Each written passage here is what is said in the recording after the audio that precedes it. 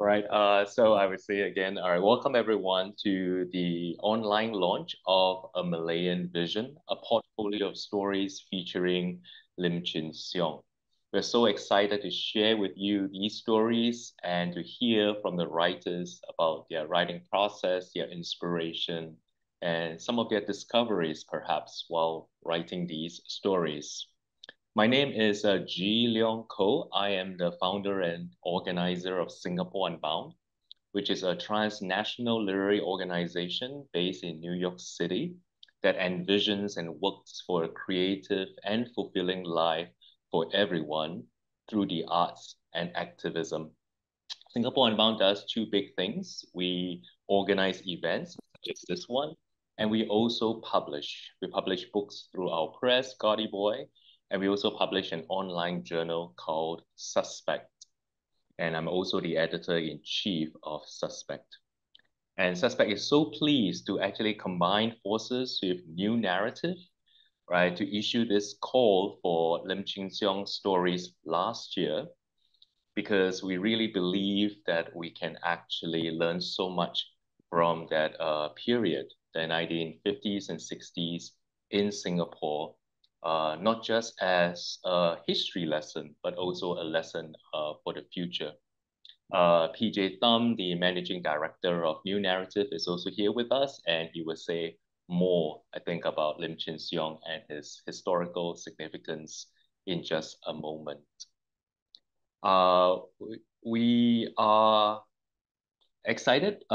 Basically, after hearing from me and from PJ, we will hear each of the four writers read an excerpt from their stories and to speak a little bit, right, about their stories. And after the four readings, we will also have a Q&A. So I hope as you hear them read or hear me and PJ talk, that you will also begin to think of, questions, all right, that would really add to today's discussion.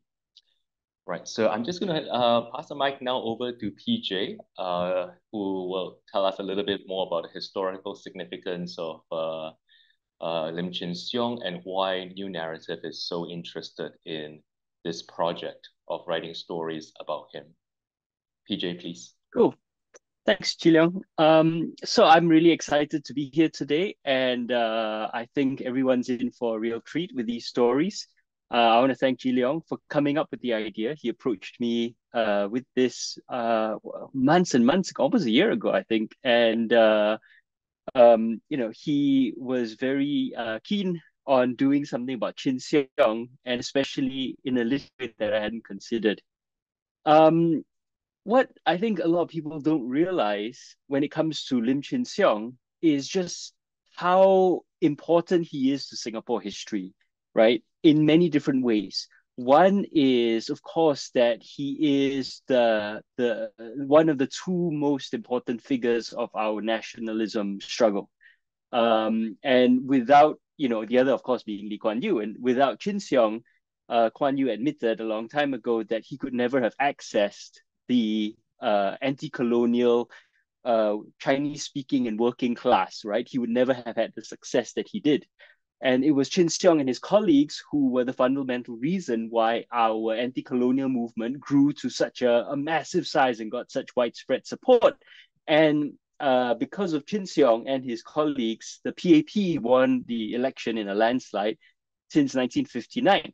And in fact, it was out of fear of Chin Siong that Malaysia was created because as I've explained a lot in my work, Malaysia's structure is very weird, right? Why would you quarantine your biggest, richest city and a fifth of the population in one island and give them different rights from everyone else? Well, a major reason was to quarantine Lim Chin Siong himself on that island so that he could not go into the rest of Malaysia and organize the left and organize the Chinese speaking and organize trade unions into a cohesive left wing block. So if you think about it, everything that then stems from Malaysia's constitutional structure today really is about stopping Lim Chin Siong. So he is so pivotal to not just our decolonization movement, but our lives since, because we have been so deeply affected by this fear of this one man. But it's more than that, right? Because this is fear of Chin Siong. But what did Chin Siong stand for? And he remains such an elusive figure in our historiography.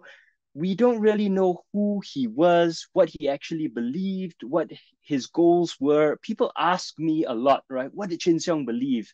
The problem is, of course, we don't have a lot of academic sources about Chin Siong. They were seized by Special Branch. They're hopefully still in New Phoenix Park. One day we'll get to see them and see his writings. But because of all these raids, because of his detentions, we don't have the sort of first person writing. We don't have any access to Chin Siong internally, his internal life, right? And his political career was so short.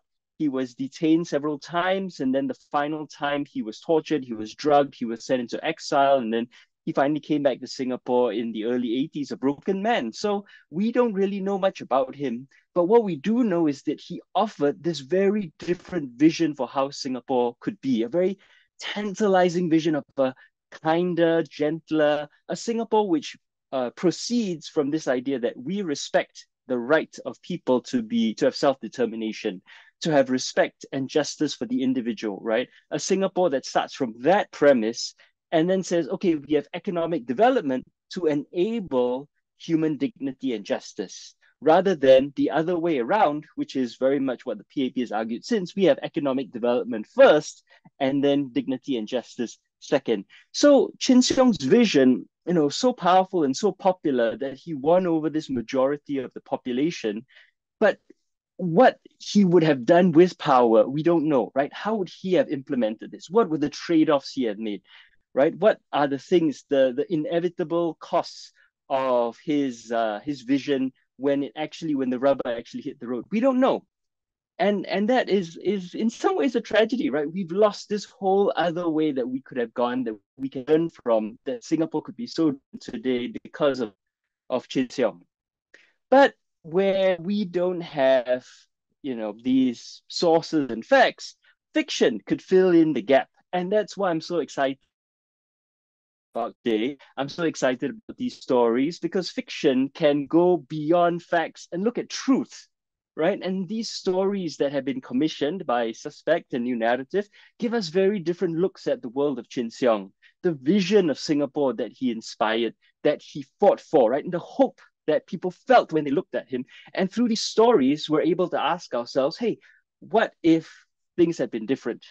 And it's not just an exercise in what if things had been different. What can we then learn from Chin Siong and his life and how other people saw him, right? And the things that happened around him. What can we learn? How can we apply that to our world today? How do we then learn from that to create a better world? And maybe one day fulfill Chin Siong's dream of a kinder Singapore where human dignity, where respect, where human rights are paramount rather than this constant pursuit of economic output, and where people learn to love each other rather than fear each other. So I'm very excited for today, and I'm just going to hand back to G, and I can't wait to hear these stories. Thank you very much.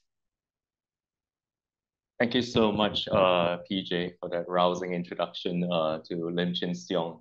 It's so interesting that, the works that we're about to hear, the stories we're about to hear in just a moment are, of course, works of historical fiction. And PJ has just mentioned, one great reason for writing historical fiction, and that is to fill in the gaps in history, to look beyond the facts to perhaps some truths, political and social and individual truths. And that's certainly true.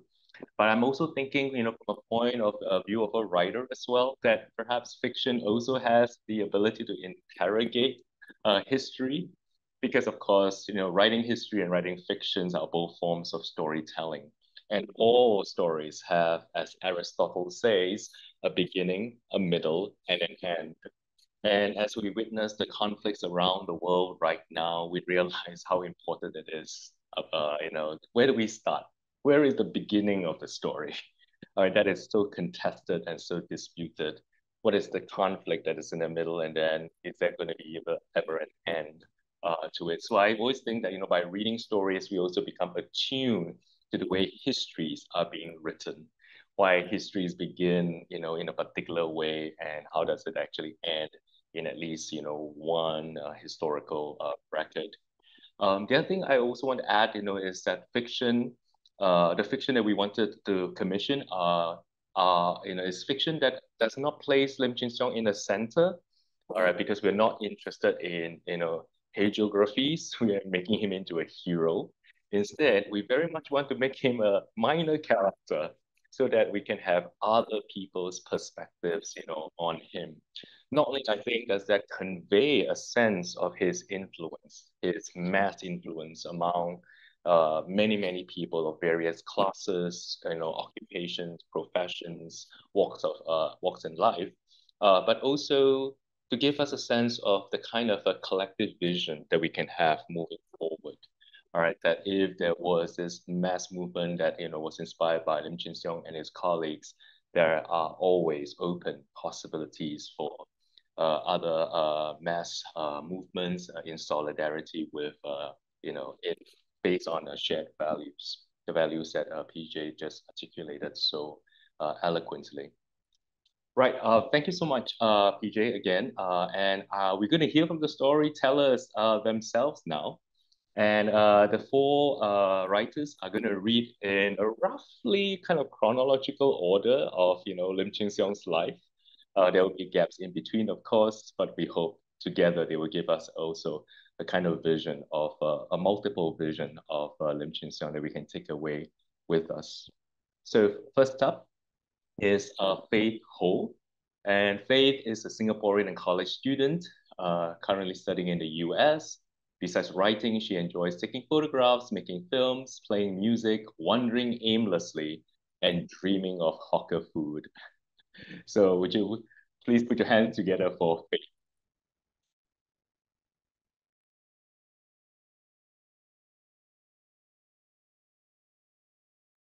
Hello, sorry, I realized I was muted. Hi, I'm Faith. I'm very happy to be able to read my story today. I wrote a story from the perspective of Wong Trey Wan, who is Lim Chin Siong's wife. And I'll be reading from kind of like the middle of my story. So, the point in time when she is put in detention. Yeah, okay. The lawyer tells her that she will have to serve a mandatory term in jail, but will eventually be let out if she signs a document announcing her political beliefs and the organizations she's involved in. In the workers' union, she wants to say. I work for the people. She asks about Chin Siong instead, trying to delay having to move her shaking hand. The lawyer tells her that they offered him exile. Then he tells her that Chin Siong refused and wanted to serve out the term in jail instead.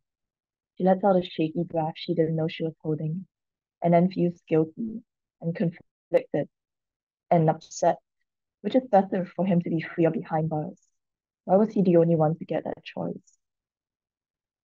She thinks of the question he asked her over the prawn noodles. She is answering him now.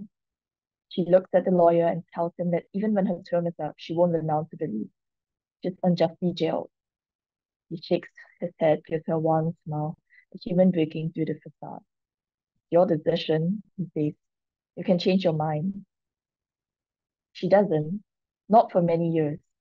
Life never becomes easy. The days get harder, and the longer she is in there, the more an alien she feels to herself. Some days when she looks at the reflection in the water that she washes her hands in, she can't recognize the face that looks back at her. But it becomes familiar.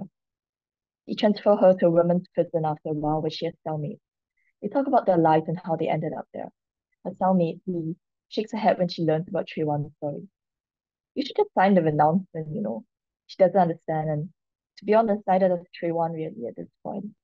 You have family waiting for you. What's the point? It's just politics. You have a life. Maybe you understand when you have kids. She's exchanged covert letters with Chin Siong at this point. She sends them out to visiting friends to keep their heads down. They refuse at first, scared of the arrest, and then gradually agree. The letters to pass to Chin Siong, who send them the same way back.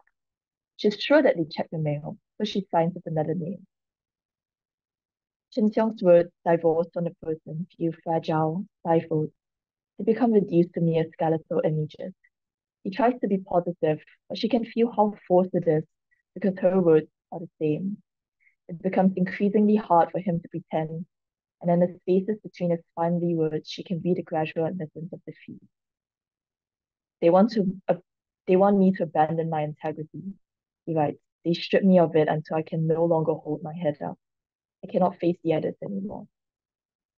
I will follow you, she says. If you go, I will too. If you stay, so will I. She's not sure what compelled her to write that. She loves him, believes in him. Believing in him is how she can keep believing in herself. We must remember why. She doesn't know the answer anymore. He writes about alternative futures. What if? She placed them in her head, spinning one after the other. He writes, they told me I could choose to be exiled instead. In faltering script, I almost said yes. There's no shame in that, she wants to tell him. She almost said yes too. What good is their long imprisonment, hidden from the eyes of the public? No one knows. Theirs is a silent protest, obscured, yet still viewed as a threat. I did it also because I couldn't stand to leave Singapore, but this is not home either. She writes back, you can go to the UK. It's ironic nationalists seeking refuge with the colonizers. She adds, they won't be able to say our names. He writes back, they can call me George. I'll become a student again and I won't get expelled this time. She laughs a little at that, plays the scenes out in her head. Chin Siong, no, George, is at his desk, colonized by law papers and knickknacks from their lives together. He's just come back from the grocer's where he works part-time. They're trying to save up. He slides silently into the seat next to him, and he leans his head against her shoulder, pressing his palms against her belly, swelling against the fabric of her dress. She holds an envelope from home, tearing out the letter from her parents, tightly packed words in her sister's slanted script. The warmth of George's palm suddenly feels cold. She's sad, perhaps, or homesick. Perhaps she's thinking of Singapore. Perhaps she's thinking of her new home. She feels nothing. Yeah, and that was just like the segment of the story, and then it continues on from there. Um, I guess just to say a few words on the writing of this story, it was actually a very exciting process for me because it really let me discover and dive into this part of Singapore history that I feel I didn't really learn much about growing up. I'm a I'm a first year college student. I went to a Singapore education system, but in terms of like social studies, history lessons, this isn't really a part of Singapore that we talk about. Um, I think in particular, what drew me to the story was this idea of exiles and having to leave like your home forever, basically. I watched To Singapore with Love by Sam Pinton, and I read Comet in Our Sky, which is oh, the documentary is about like exiles from Singapore. And then Comet in Our Sky is a book that kind of collects narratives about Lim Chin Siong from people who knew him. And this story of like having to of exiles really connected. I think just because it's the first time I've gone overseas to live and I found myself missing home a lot. And it's like even in classes or things that I do, I keep thinking of, oh, how does this relate to Singapore? And I think just this idea of like never being able to go back to this place that's kind of your anchor, the closest thing to your community is like very scary. And I was thinking about like what would but at the same time, this whole idea of like imprisonment and detainment without trial for so long is like equally horrifying, and like having to make that sacrifice is something that I found myself thinking about a lot. My original draft actually had this whole segment at the start about their life as an exile, but then I kind of reworked it and made it into this like short paragraph, the end of which I just read because it was like a bit too detailed and like made the story a bit confusing. But that's really where I started the story from. I think the second thing that really drew me in the story was I there's a line somewhere above where I wrote like they are writing themselves into being, and it's this sense of this like energy of that time where they're like working with the trade unions and they're like talking to the workers and like trying to envision this like kind of Singapore and like mobilize people. Um, and there's also this sense of like agency, like they are writing themselves into being. And I felt like by writing this story, by like writing them into being in a way, I'm also allowing them to like reclaim um or allowing for reclamation of that voice and story. And I think like maturity as a nation, Singapore means like kind of being able to recognize that we have multiple histories and voices that have disappeared or have been made to disappear over the years. And I think there's so much beauty in kind of going back, using the like medium of historical fiction, and but also just like learning about history to complicate this past, because by I guess understanding that there isn't just one path to get to where we are, we can also understand that it isn't just one path into the future either. Yeah. So that's just kind of some of my thoughts about writing this piece. I hope you guys enjoyed it. Thank you so much, Faith, for your story, A Hope of the Future. I really, really love it so much. I'm so glad that we have a story that actually, gives the point of view of Tree One, who was obviously not just, Lim Chin Siong's wife, was very much her own person, her own agent, an activist in her own right. And I love how in your story it kind of ends with a counterfactual, all right? Because, of course, what if, Lim Chin Siong did not go into exile, all right? It was a very tragic end to the story that you imagined. And it was kind of, fascinating and horrifying at the same time. So I hope many of us here at this meeting will read the story in full, because I think it's a really wonderful piece of work, piece of writing. Thank you, Faith. So we're going to actually move on to our next reader, Ashish. A.K. Kulshreshth's short stories are published in 9 countries. He has co-translated several Hindi works into English. His first novel, Lying Eyes, was longlisted for the Epigram Books Award, the Epigram Books Fiction Prize. So would you please welcome Ashish, or A.K. Kulshreshth? Thank you. It's a great honor and for me to be here. I'm very grateful for this. Is the audio clear? All right, so I'll start reading my story. It's set on quite a bit of it on the night of Operation Cold Store. The characters are kind of peripheral, so they are like regular people, not very important politicians. Truth be told, Ahmad is slowing down. As a driver, as a man, it is time for him to go. Has been for a while.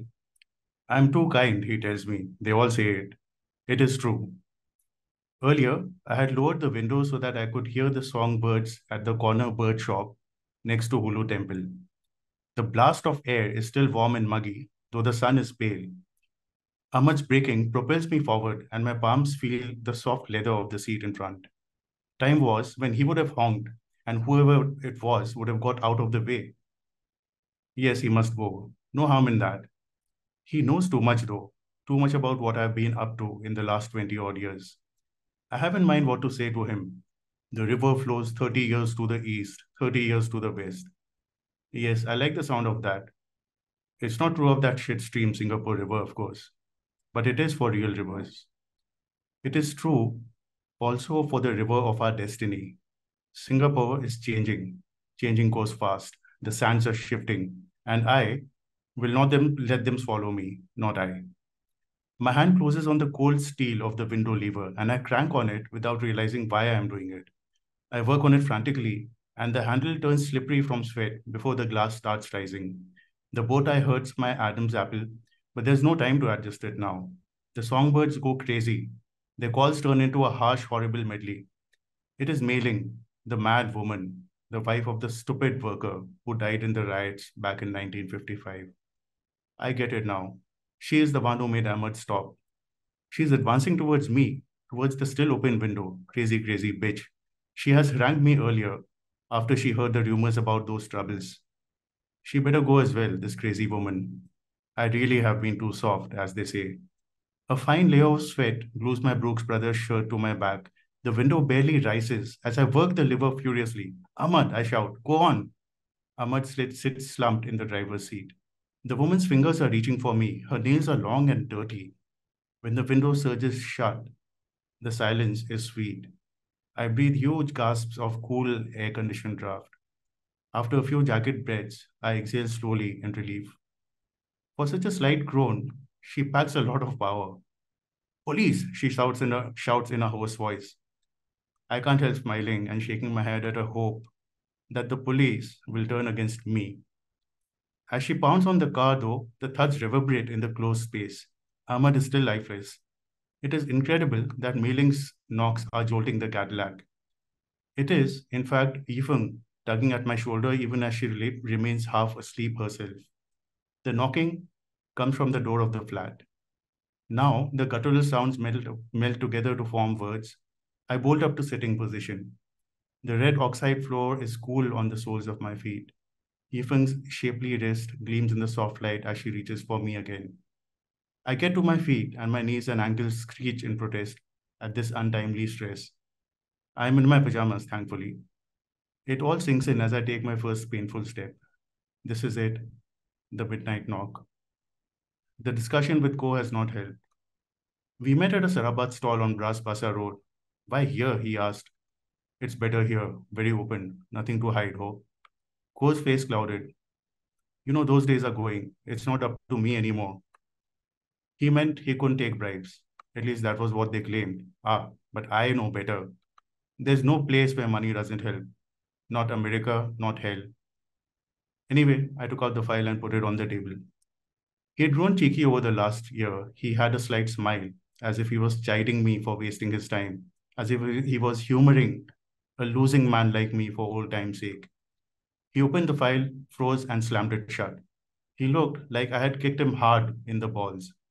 That look. I've seen it so often. I cannot count on the kindness of others, unfortunately. I have needed to convince people so often to take my side and not be against me. Just help me live, keep face, let me breathe free. He took a deep breath and let his shoulders loosen in resignation. I suppose there's no point asking you if you have any shame, your father and I. Fuck that, I said. He nodded. You do what you like in your life, I said. Woman, man, goat, I don't care. I only need your helping hand, oh, this one time. The photo stays with me, but I use it only this one time, not again. He raised his eyes to meet mine. His eyes were red, not the red of an angry man. He was broken, as he well should be. A lump moved in his throat, but nothing came out. There's a list being made, right? I said. People will be picked up. Keep me off it. I'm no fucking Lim Chin Siong, ho. There are 1,000 men like me. I'm not in the top 10, not in the top 50. Keep me out. His words finally came out in a hoarse whisper. It may not work. I will do my best. I will go by the result. If I end up detained, that photo, there are copies, and there is a small list. Ko scratched his forehead with his thumb and then pressed his temples with his thumb and middle finger. He nodded to himself. All lists are wrong, he said. All. I did not call him a cocksucker. They say I'm too kind, and it is true. I picked up the file, drained my tetarik, and got up to go. Now the cold of the floor on my soles is still jarring. I'm in the drawing room. I reach for the switch and pull it down. The light hurts my eyes. Open. The cry stops as if the light switch was connected to it as well. The front door is now just a few feet away. It seems Ko has failed. His wife and bosses in Hill Street will get pictures of him pleasuring a rather large man, most of whose body is outside the frame. Such is life. Ko's eyes are shut and his cheeks sucked in. He has the concentration of a great musician playing a flute. There's a gentler tap on the door. I draw up my shoulders. I am at the door now. After the knocking stops, I hear only the raggedness of my own breath. Then the night song of the insects turns louder. The car engine that was rumbling outside earlier has growled to a stop, cut off as soon as I turned the light on in the drawing room. The soft grey enamel paint on the door bolt is smudged with fingerprints.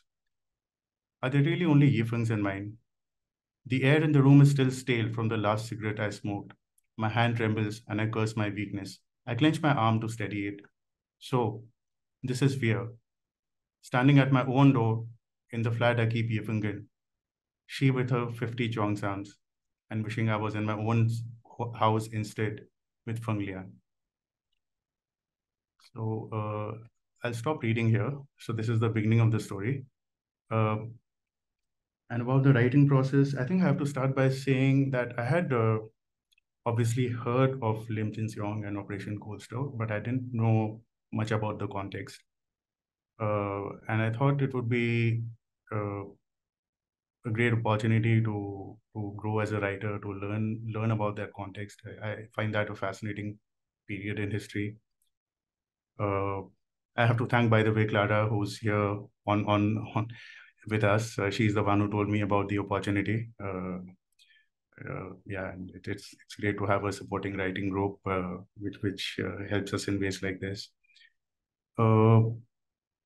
I am fascinated by historical fiction. I don't know much about history or fiction or historical fiction, but I do know that I love the possibilities of historical fiction.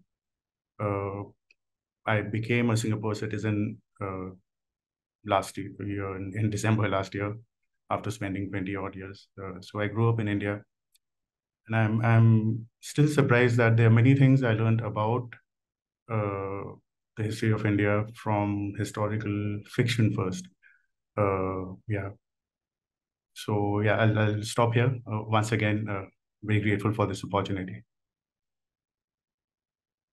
Thank you so much, Ashish, for your story, Truth Be Told, and for sharing, your process in writing it. I was kind of, fascinated actually by the story because instead of including Lim Chin Siong in it directly, you kind of told a story about parallel life, right? I love this story because it's told from the point of view of not a very likable person. So you took on a persona of this really is unpleasant guy, right? Who was kind of a establishment figure and then finds himself caught up in the coils of power, right? When the political winds shifted. And I love that take on that period as well. Thank you so much, Ashish, for that story. All right, we are going to now move on to our third writer and reader for this event. He is Salil Tripathi. Salil was born in Bombay and lives in Brooklyn. He has been a correspondent for Far Eastern Economic Review and others in Singapore and Hong Kong.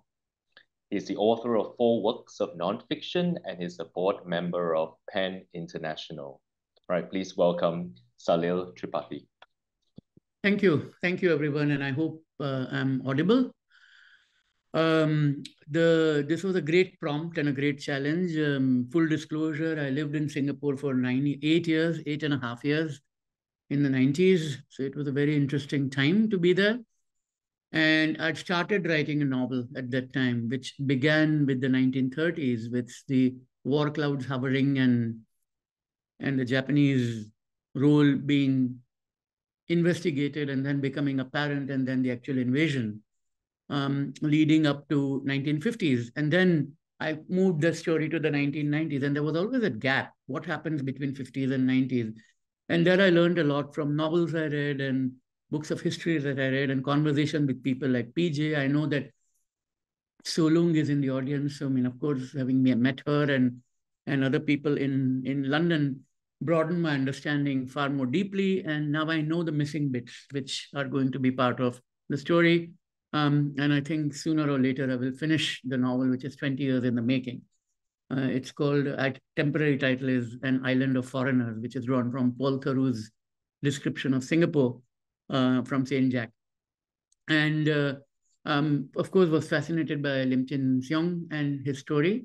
The story is called Satya Dan Bhakti, which those of you know Singapore well will know that it means loyalty and service, and is a motto of the police force of Singapore now. And it's about his interrogation after his arrest. And I'm going to read a few parts because I know that we don't have all the time, but I believe on the Suspect website, it'll be up soon for people to read. And I think a recording will also be there. Has he said anything yet? The senior officer asked, pacing across his office, blowing another cloud of cloud-filled smoke from the howl of kretek he had confiscated from the Javanese smuggler 2 weeks ago. The room was clean and sparse, and the officer's clear desk showed he was a meticulous man who set an example for his subordinates. He liked to punish havaldars if their shoelaces were loose or their beards not trimmed. He'd show some leniency only to the 2 Sikhs who he could rely on to get confessions from even the most hardened criminals because they knew how to take off fingernails. And if the prisoners were stubborn and hadn't screamed yet, they were willing to remove the toenails also. They concentrated on their task as if they were surgeons performing their duty. The colonial administrators, who were struggling to re-establish authority over the Malay Peninsula after defeating the Japanese in 1945, were back. But it was not like the old times. Kimba often thought about it as he watched his superiors, who seemed less assertive and more willing to listen, as if their humiliating defeat had chastened them. He could see it in their walk, less strident, slightly lethargic, their tone softer. Kimba remembered the day their battleships, Prince of Wales and Repulse, were sunk by the Nakajima fighter planes of the Dainippon Teikoku Rikugan Kokubutai. It was as though two star batsmen were clean bowled in the first over of a test match.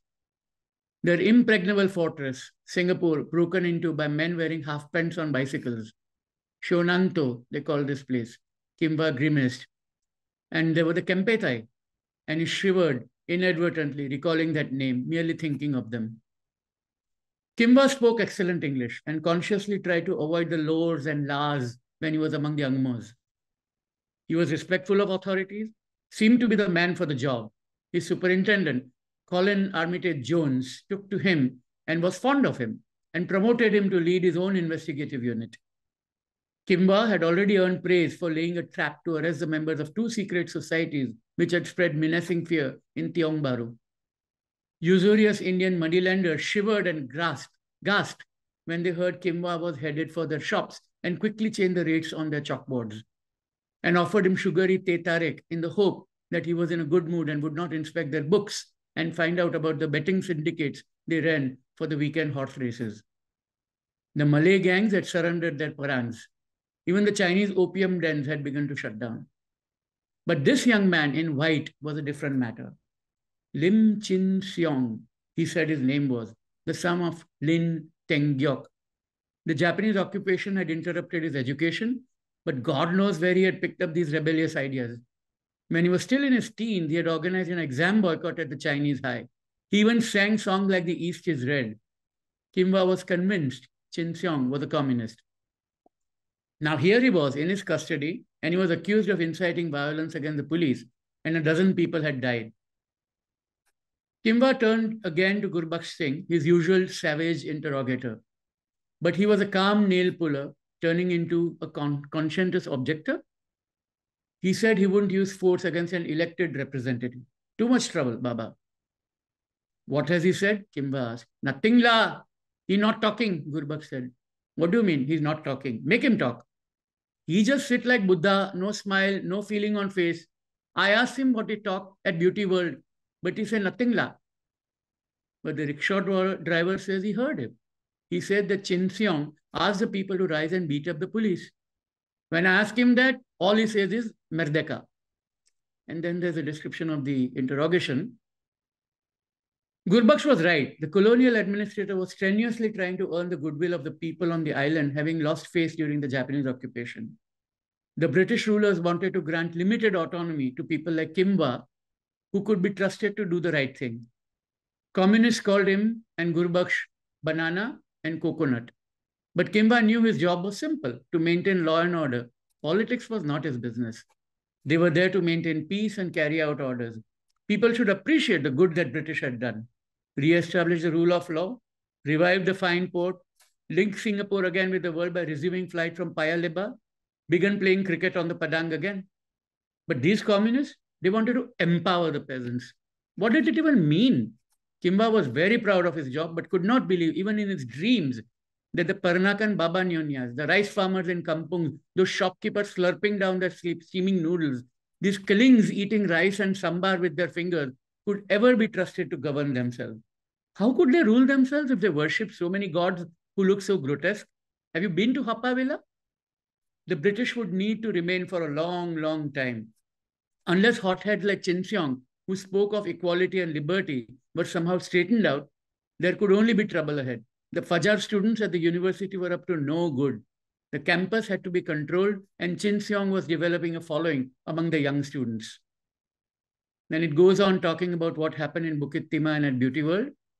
And Kimba comes up to the conclusion that the charge he will lay on Chin Siong would be sedition. He would write a report to his superiors, recommend that Chin Siong be kept in jail under the laws, straightened out, and released someday in future when Yu Hock thought it was safe to do so. This is Lim Yu Hock, of course. Maybe he would read good books. Maybe the jail would calm him down and he would learn to behave. Maybe he would study in jail and use his talents more productively and be a fine, law-abiding citizen, get married, get a good job, and stop poking his nose in politics. Satisfied, he signed his report and marked it for Armitage Jones. He took out his handkerchief and wiped his face. In the tropical sunlight, disappeared promptly. In the tropics, sunlight disappeared promptly and punctually, and it was no longer that hot. The breeze from the coast brought the temperature down, and it had already started raining. The soft pitter-patter lightening his mood as Kimba stepped out of his office, locked the door, and went looking for the stall at the Pasar Malam, where he would have char kway teow and meet Ahmad, the durian seller, who was one of his many informers, and pick up gossip that he would store in his mind, information he would use when needed, reasserting control for the authorities, one rumor at a time. Thank you. Thank you so much, Salil, for that wonderful story. I mean, I think that story exposes really a certain kind of mental cast of a political functionary, isn't it? That is still very much with us, unfortunately, even though the British are gone. And I love the way you actually expose that, through this police officer's various, thoughts and actions, right? As, Chin Siong is actually brought before him. Thank you for that story, Satya Dan Bhakti, sorry. Our last and final reader for this event is Philip Holden. After Philip Holden reads, we will, invite questions from our guests, to be posed to our writers and their stories. But let's hear from Philip. Philip Holden is a scholar, teacher, and storyteller who lives between Canada and Singapore. He's the author of the short story collection, Heaven Has Eyes, and the co-editor of Writing Singapore, an anthology of Singapore literature. Having taught for many years at the National University of Singapore, he now brings a counselor's perspective to the intersection between writing, healing, and social change. Please welcome Philip Holden. Thanks, G. I'll read a little bit from the story first, and I'll talk a tiny bit about motivation afterwards. But just to say, it's an interesting symmetry about the arrangement of the stories too, that I think in some ways I come back to some of the things that Faith talked about, and especially the notion of exile, and what the end of exile might actually mean. So the stories, I just read from the beginning of the story. It's set in London in 1978, and there's a trainee psychotherapist who has a new client. Okay, and the story itself is called Pigeons and Doves. The day she meets her new client, Eileen is nervous. She's still training as a psychotherapist. Her office is cold and bare, its sash window leading onto a courtyard lined with sooty bricks. Pigeons' wings flutter against the glass in the leaden London air. She shrugs her shoulders. The new navy jacket weighs her down like armor. She looks at her hands, the trim nails, the little finger that she still bites, hiding itself away underneath the others. When the client shuffles in, she's for a moment lost for words. She must compose herself to speak, wait for the lumps of that accent she thought she'd suppressed forever to dissolve in her mouth, for that new therapist's voice to come. Mr. Lim. He's already taken a seat opposite her. He's on the edge of his chair, looking at her through thick, round-frame glasses, hunched up, as if any time he might startle and take flight. I'm Eileen Day. Was it difficult to make your way here? He shakes his head. He speaks slowly, with a noticeable accent. Flat, she mentally notes, expressionless. He took the tube to Tavistock Square and then he walked Once he found the street, it was easy to count off the numbers and find his way. Mr. Lim, tell us why you came to us. He's silent. He meets her eyes briefly, and then he looks down at his feet. She snatches a glance at the clock on the wall, the red second hand moving in an arc, slowly somersaulting, once, twice. Breathe. Let the tightness go. You're here for the client, not for you. Do not rush to fill up the silence with words. He looks up. You're very young. Her cheeks burn. A thought like a wasp sting, pricking and leaving no trace. Don't stretch. Don't let it bother you. Reflect back his emotion and the thought behind it. You're skeptical, she says, because you think I've not seen enough of the world to understand you. His face scrunches up a little in puzzlement, and then he starts to talk. At the end of a long day of sessions, Eileen's still rehearsing what happened when she climbs up the stairs to her flat at Lancaster Gate. The boiler's out and the radiators are stone cold. She lights the stove. She holds her hands near the kettle for warmth. She sits down with her tea and begins to write up her notes. Most of the client stories are simple. Depression or anxiety driven by ingrained patterns of thought. A young man feels a sense of dread when he enters the office each day, as strong as a blow to the chest. A middle-aged woman finds that anger still flares whenever she talks to her mother, although each time she resolves to be calm. An old gentleman is insufferably lonely and finds himself unable to make new friends. Such cases, as Supervisor Harry tells her, show the nature of human beings. They're like onions, taking some patience and some tears to peel, layer by layer to the core. Her clients are caught in an eternal moment. When the trigger event occurs, emotions overwhelm them. The trick is to help them notice that the thoughts that flicker, that connect event to emotion, thoughts that have become so habitual the client no longer notices them. Peel off the layers, find that hidden thought. The young man is convinced that nothing he ever does works out right. The woman feels her mother's judgment stab, even without words. The older man knows that he's fundamentally unlovable. Unwrap the thought. Look at it carefully. Is it really completely true? She smiles and sips her tea. With Mr. Lim, then, she shouldn't worry that in that first session, she'd simply let him talk and reflected back his feelings. She can introduce the process of change, the thought record in the next session. She saved his Kate's notes for last. These should be clinical, Harry has told her, factual. But she remembers fragments of their conversation where words flew up beyond the grid of behavior, of emotion and thought. A great wave broke and left me on the shore. Islands are never apart from each other. I see pigeons all around me, but I dream of doves. And I'll just leave it there, right? So that's the beginning of the story. And maybe just say a little bit about what was going on in that story in the process for me, very, very briefly. I've been doing historical research on S. Rajaratnam, who is actually the only of the PAP leaders who you can discover an internal life. Had a very major internal life. You can find a lot of information about internal life. So I became very interested in London as a space for exile for Singaporeans of different political views. And then in the last few years, I've actually retrained from being an academic to working in counseling psychology. And I've become quite interested in the questions of mental health in Singapore. And I think I've become quite curious why we tend not to talk much about Lim's mental health at all, his severe depression, his suicidal ideation.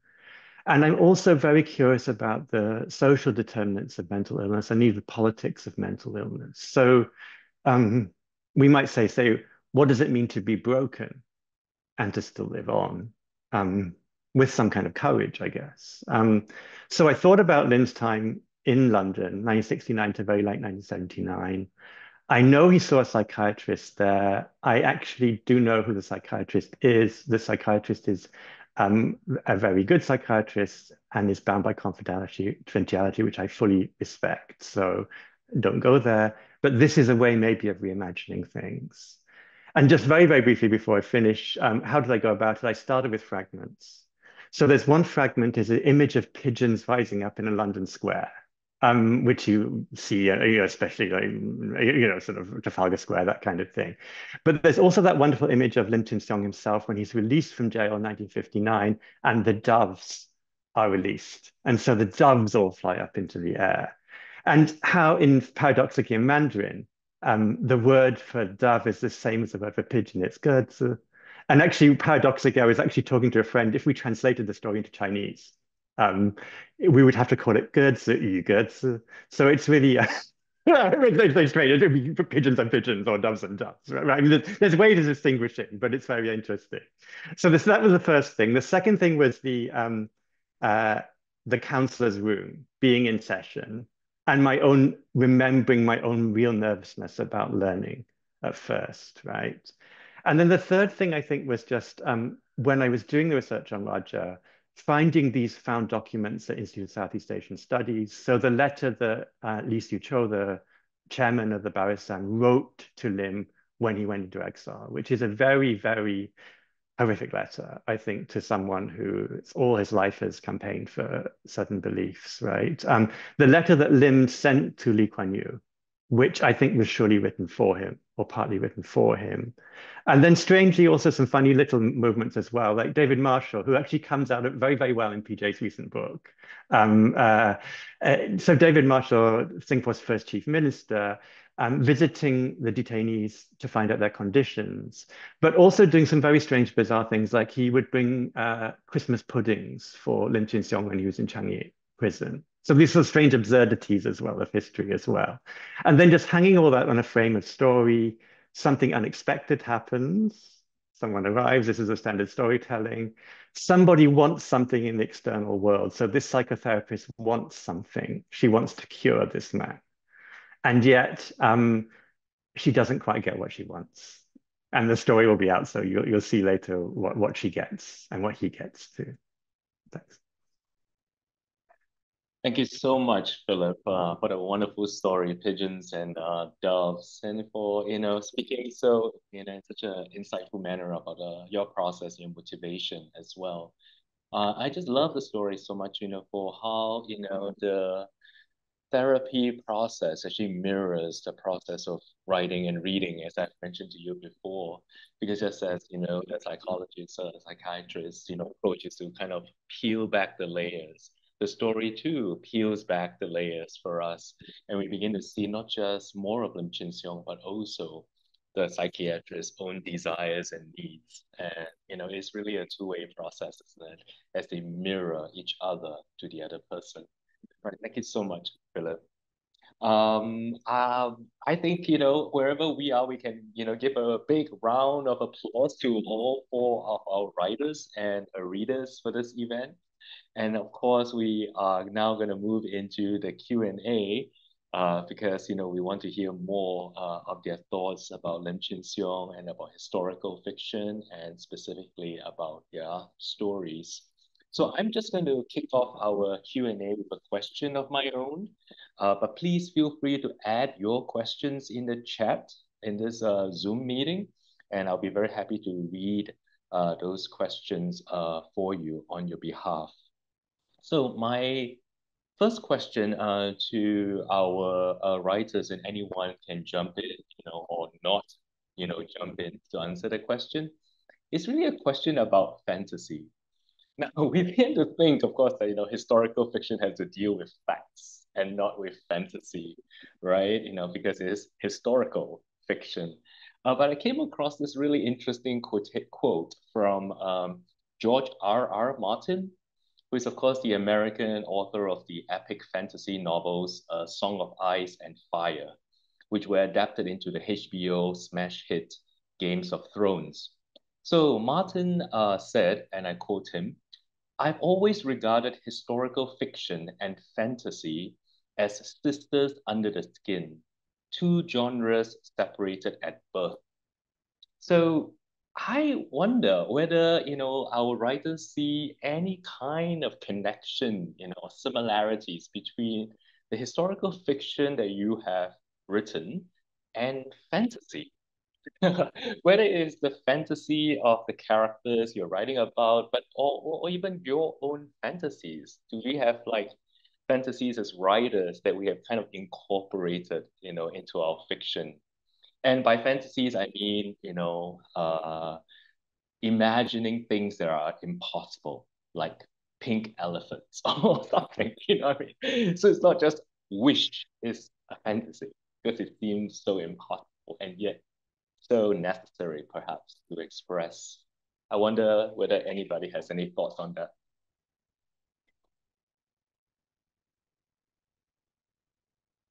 I'll take a stab at it. I mean, I'm not written much fiction, as everyone knows, but I'll take a stab at it, G.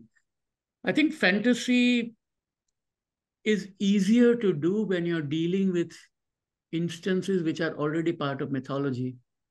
So if someone were to, reimagine Iliad or Odyssey or Mahabharata or Ramayana or even Hikayat Seri Malayu, I mean, then that's easier to do and interpret Malaysian politics today or Indonesian politics today from the perspective of, and Balinese Ramayana, for example.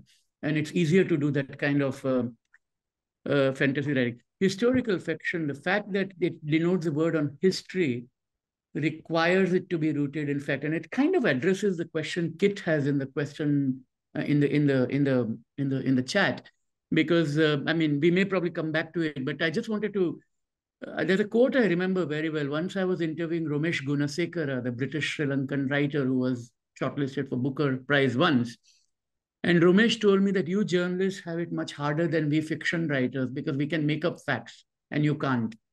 And of course, those who believe in this plethora of stories about fake news and propaganda and the way journalism is practiced today may question that. But the cornerstone of journalism is that you're supposed to record the first draft of history and write what you know, what you've seen, what you've observed. Historical fiction allows you to have some unreliable narrators, some suspect narrators, which can take it one distance away, but still the plot is plausible. But as soon as you go more towards fantasy, then you have to suspend your disbelief and accept the pink elephants or yellow tigers or pink whatever and go toward closer towards the mythology. And I think each has a role. Magic realism has also got a role. So I don't think there is one answer that prevails over the others. Thank you so much, Salil. That's so interesting, right? Because you seem to be kind of drawing a line, however hard it is, right? Between historical fiction and mythology on the one hand, right? Or historical fiction and fantasy. And I think, yeah, there's a great deal of truth in that, I think. But I also do wonder, I mean, because don't we all as people have fantasies? So how do we, I mean, they must come up in some ways, isn't it? In our writing. So even as we're dealing with historical facts and we're not trying to consciously, manipulate them or to deceive, we're trying to, I guess, whatever manipulation of facts we're trying to achieve is for some greater truth. But nevertheless, there may be in us as writers some kind of unresolved, maybe even unacknowledged desires and needs that, we can't help but to kind of infuse into our stories. I wonder whether you have any other thoughts on that. Anyone else? Ashish, I think your hand is up. Yes, I think so. So that's an interesting question about fantasy, G. And I think I would. By the way, Salil, I greatly liked your opinion piece in the garden. Oh, thank you. But I think we'll agree that journalists aren't that meticulous, and no apologies to anyone here for sure, right? There are people I think who are high on all kinds of crazy ideas in 2024. So they are also fantasizing, right? They have fantasies of for the next 1,000 years and so on. I coming to historical fiction and fantasy, the book which really taught me a lot about the partition of India, Kitne Pakistan. It's a novel in Hindi. So the guy did a marvelous job of weaving fantasy into it. And then I think there are many great Singapore novels, including The State of Emergency, which I'm reading now. But Rachel Heng has done a fantastic job of, these disappearing islands. And so it's historical fiction. It's a very strong fact base, but fantasy just makes it richer. Yeah, so I think that there's a strong role that fantasy has in historical fiction. But if you set aside pink elephants and include plain lies, which is also fantasy, then it's fantasies all around us. Thank you so much, Ashish.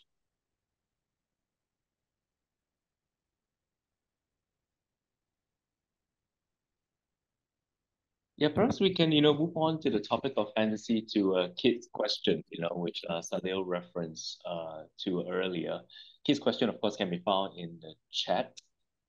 Kid asks, while historical fiction can make the past come alive, there will be inevitable inaccuracies in portraying daily life details and mental attitudes. Just think of how different we are from our parents and grandparents. Kid is asking about your thoughts on this. I guess there are many parts to this question. Perhaps one part of it is, as writers of historical fiction, how concerned are you that you are inaccurate? Can I share a story? I mean, that might help Kit and all of us unpack this further.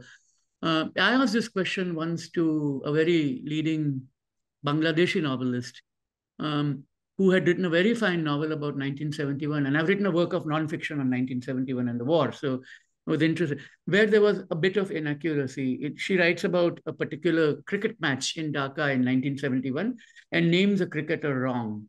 I mean, she gets the first name wrong. Now, I'm a cricket buff, so, I found it problematic. And this inaccuracy question that Kit raises.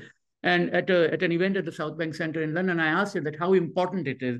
And of course, the standard answer is that it doesn't matter. The story is a thing. It's about the truth, that the fact that there was a bowler and there was a batsman.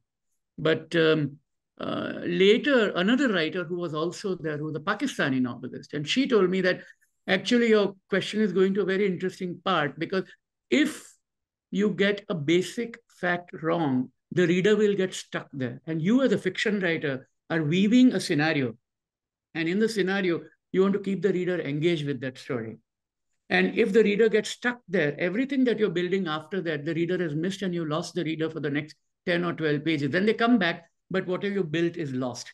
So for that reason, basic facts should not be. So when I'm still writing the novel, but I've tried to get all the street names right, whether it's Keong Saik Road that I'm talking about in Chinatown, I want to make sure I've spelt it right. Because if I get that wrong, or if I name a wrong shop there, I was debating whether to include Haupar Villa in my story. And then I checked, it was indeed founded in 1937. And since it was in 1937, it could be. But just imagine if Haupar Villa was built in 1960s, right? Then it would have been odd. So I think getting those basic facts right is important.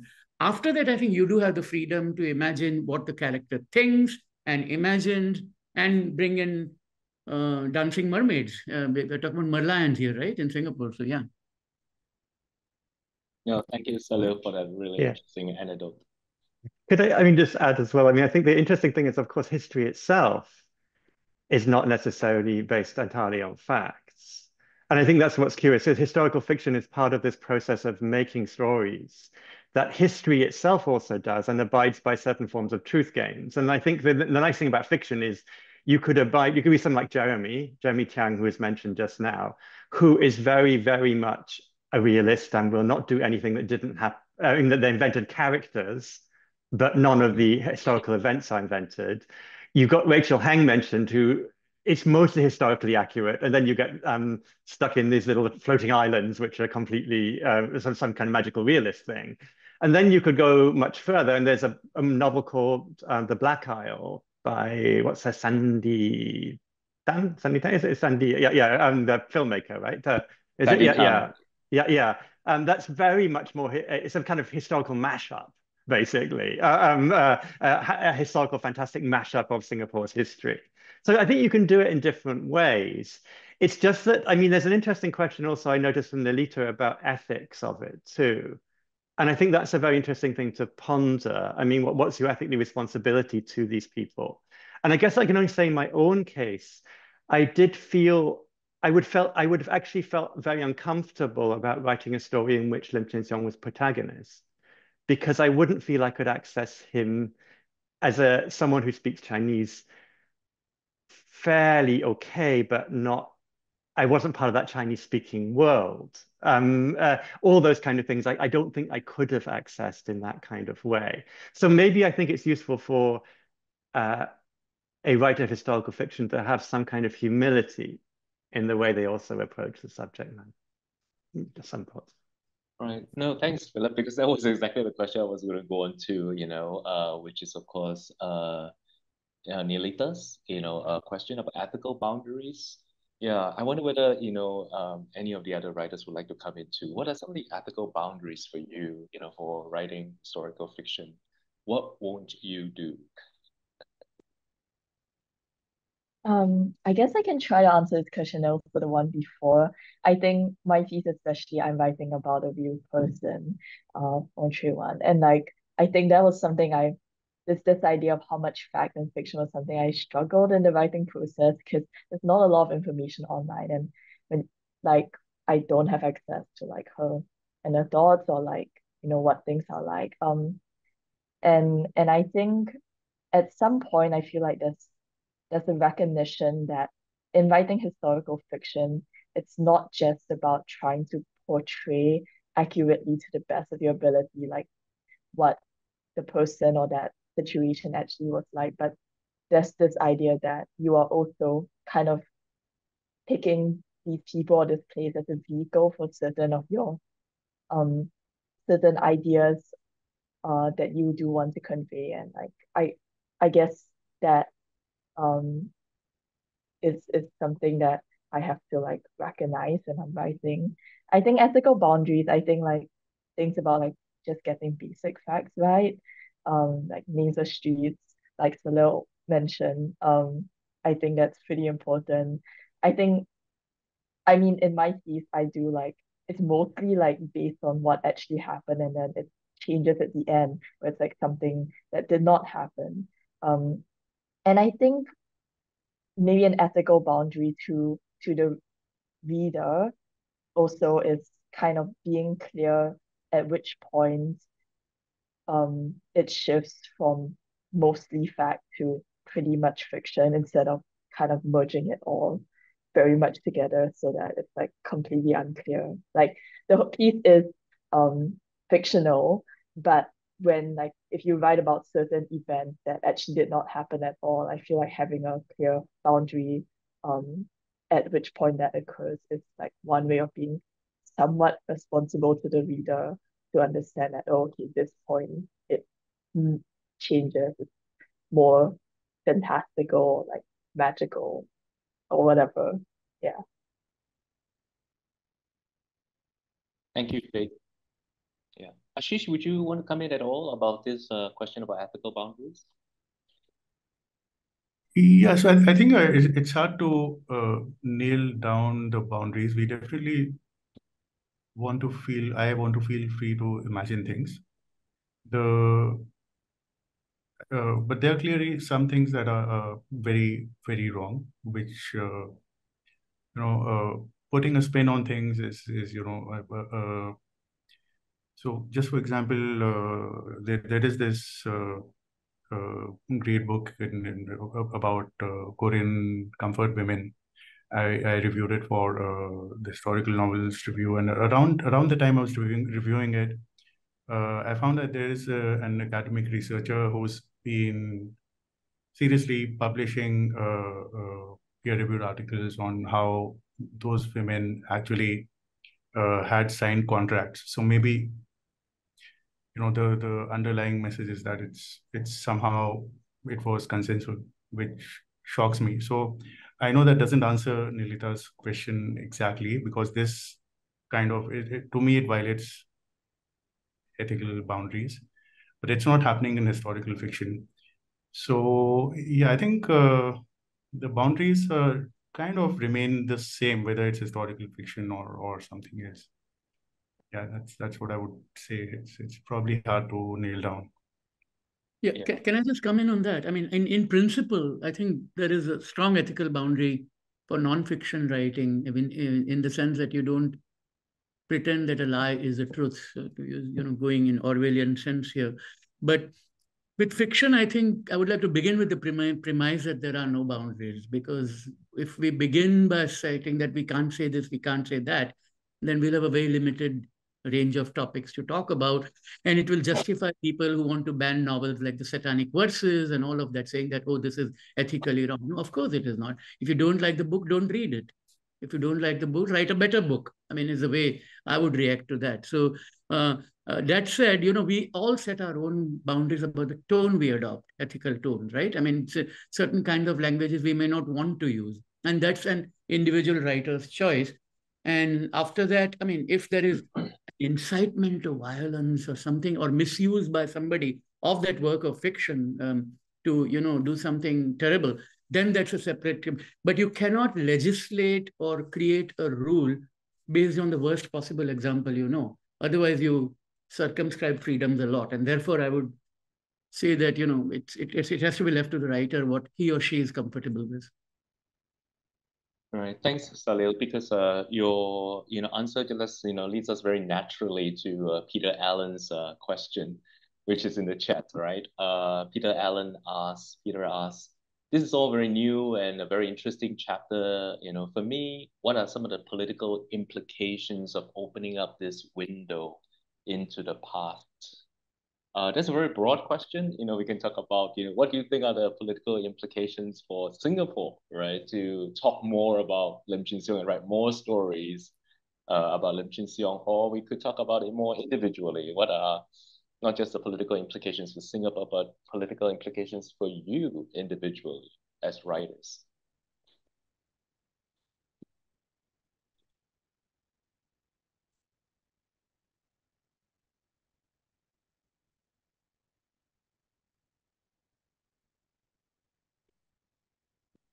Well, one thing about, responding to Salil's, passionately, that our freedom as writers not be circumscribed, by any kind of general rule applied to the worst case scenario, I guess would be that, yeah, this is what we are already doing, right? By writing about Lim Chin Siong, we're saying that, that is fair game, right? That we should be able to write about this period of history in Singapore and imagine and think about it. Yeah. Maybe I will take a stab at this question. I think me personally, I was a bit scared to write this story and have it published because I feel like there's quite a dominant narrative, at least for me growing up in the school system and everything, that like politics is something bad. Um, and there's this sense of like, I don't know if it's just like my personal circles or like whatever, but a sense that most people are apolitical or like, they're like, oh, politics is not something you really want to go into. Um, but it's like, what is politics? What does it mean to look at history? And what does it mean to look at a part of history that might not fit into this very tidy like narrative of, how Singapore was founded and like progress and all this stuff. And I think like what I said earlier when I talked after I read the piece, like this opening up this part of history and being brave to like examine how there are like different narratives and different voices and reclaiming like how, it's not just a tidy narrative really allows us to be like, it's not a linear like path to where we are. It's where Singapore is now. And so it's also not like a linear path forward. Like we can use this and imagine like, does it mean if we have like social movements, or what does it mean for people to come together and ask for things? So what does it mean to be political, like involved in that way? So yeah, that's kind of some random thoughts on that. Thank you, Faith.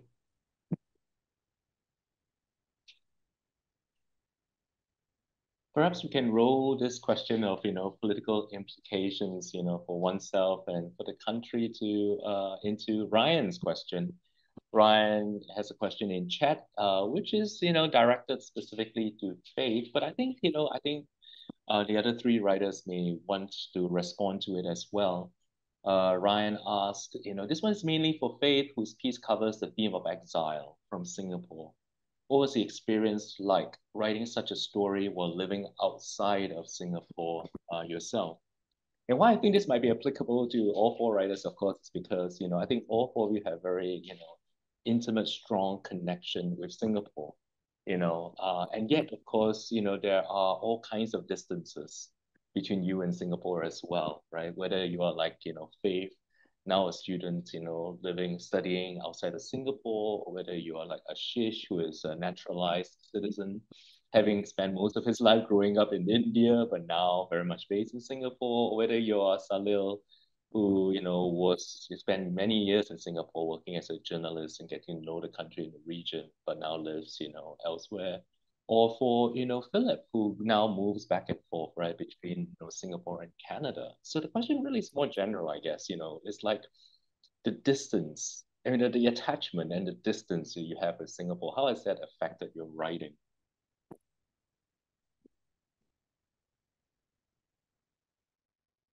Faith, you should go first because the question was directed at you. Okay, I feel I've spoken a lot already. Thank you for the question. I I think I feel like this is a story that I could not have written while I was in Singapore. And it really took that distance for me to like kind of zoom out and look at Singapore again as a whole rather than like maybe like the very moment in Singapore that I was in. It's kind of a like vague answer. Um, I think it also made like I mentioned, that's what like kind of drew me to writing a piece, even though in the end the part about like exile wasn't like the main focus of the story. Um, but I think it made me like think a lot more about like the internal like world in terms of thinking about like leaving home and like that struggle. Um, yeah, I don't know. That's kind of my thoughts on that.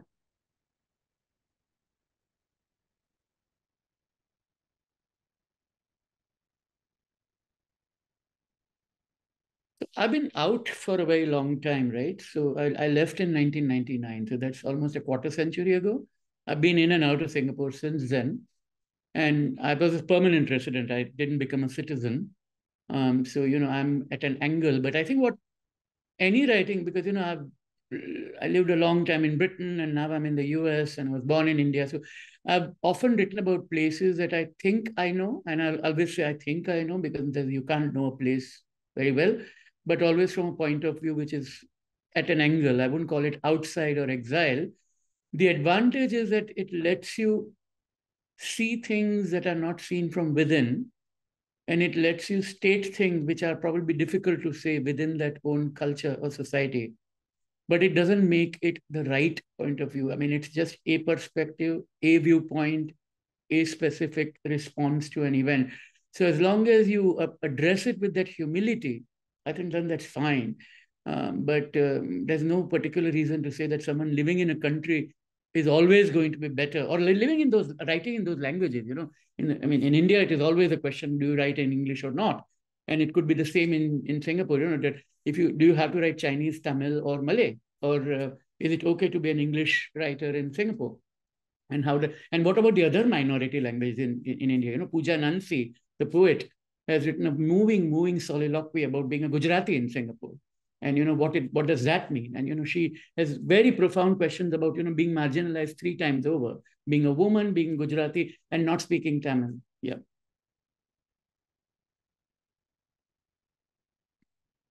For me, it's interesting too, sort of having this experience of yeah, in a way, I would say a kind of exile, because I think Singapore is still my home, and yet there are various reasons why I cannot live there permanently. I'm still a permanent resident. I applied for citizenship again last year and was rejected the second time.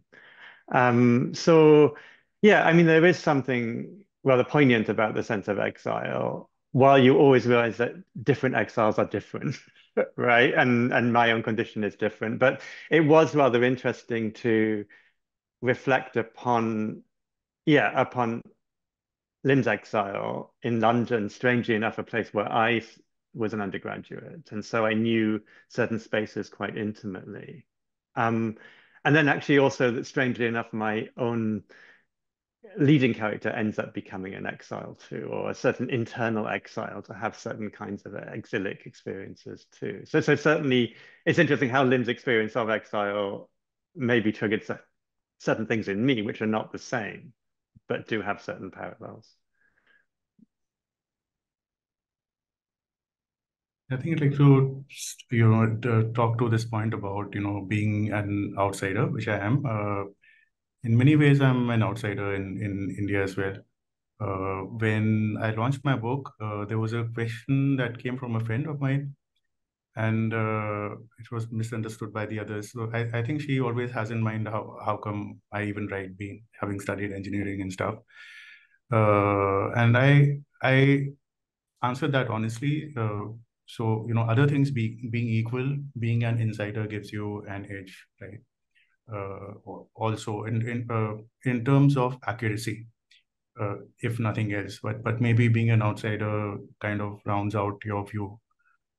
In a lot of my writing, what's happened is that I'm fascinated by a chapter in which a lot happened in Singapore, the setting up of the Indian National Army. I've had great ideas about books with that setting. None of those worked, and what did work is more in quotes Chinese stories, which put me at a disadvantage. And so this has always been on my mind. Am I going to end up doing something really stupid and making mistakes? So of course, I do count on my friends in my writing group, some of them here, and I reach out to people to ask them to kind of debug the stories. And there's this very interesting thing in a data science book which I'd like to quote. So if the author says that I asked a lot of people to let me know if there are any mistakes. So if there's still mistakes, it's really their fault. So you could take that view. I think I'll also like to talk a little bit to Kit's question about inaccuracies. There are inaccuracies in many great books, and I think as readers, we at least I tend to overlook them. There's a great history book, Bailey and Harper, about Singapore and many wars in the Southeast Asia, and they talk about the last battle of Bukit Panjang, and I kind of got some pleasure out of kind of noting that look, they got it wrong. It was Pasir Panjang, not Bukit Panjang, and so on. So there are errors. It's hard to get everything right. It's probably more challenging in historical fiction, to Kit's point. Thank you so much, Ashish. I think, a common theme that Kayan has, risen out of all these various responses is really the vital role of humility, isn't it? All right, in writing, that even as we, dream and fantasize and invent and read a historical record to write our stories, which is always for me an act of egotism to want others to read me. But at the same time, that also must be accompanied by this obverse, a sense of humility that we are writing about others, we are writing about the world. I just want to, ask all our guests to actually give our four writers a big round of applause for their really, really great readings and insightful answers to this Q&A.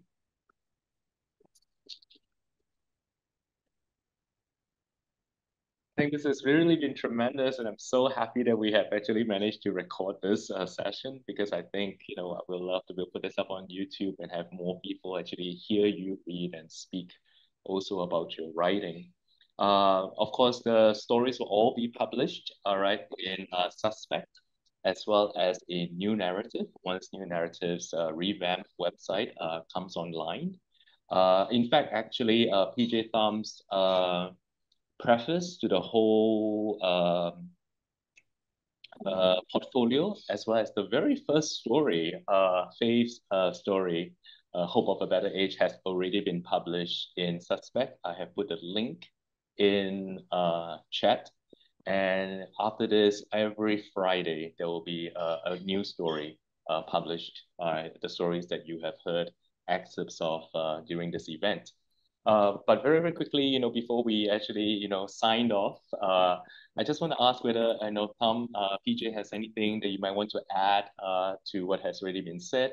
Maybe just, very briefly tell us, what is coming up for new narrative.